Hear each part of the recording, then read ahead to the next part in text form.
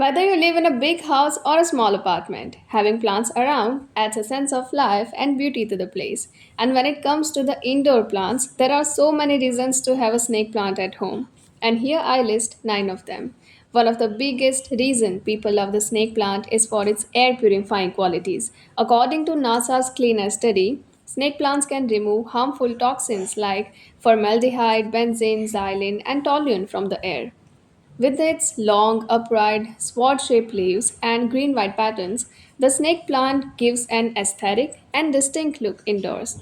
It fits beautifully in modern, minimalistic spaces, and from the bedroom to the balcony, looks great all across.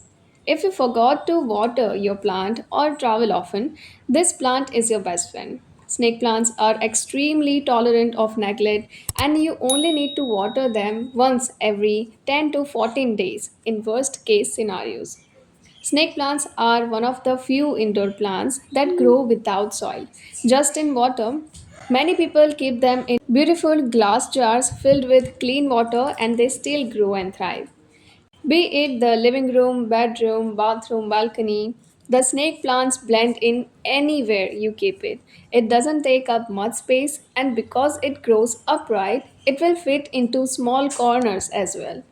Some plants grow wildly and need to be repotted every few months to make room for their roots. But this is not the case with these snake plants. It grows slowly, has contained roots, and does not need to be reported often. In many cultures, especially in Feng Shui or Vastu, the snake plant is believed to be a symbol of protection, good luck, and strong energy. When you bring a small snake plant home and you watch it grow into little pups, and when you propagate it further, this is a sense of satisfaction in watching it grow and seeing new leaves emerge. If you have a fellow gardener friend who is unsure about bringing a new plant home, a cutting of a snake plant could be a small but amazing gift for them.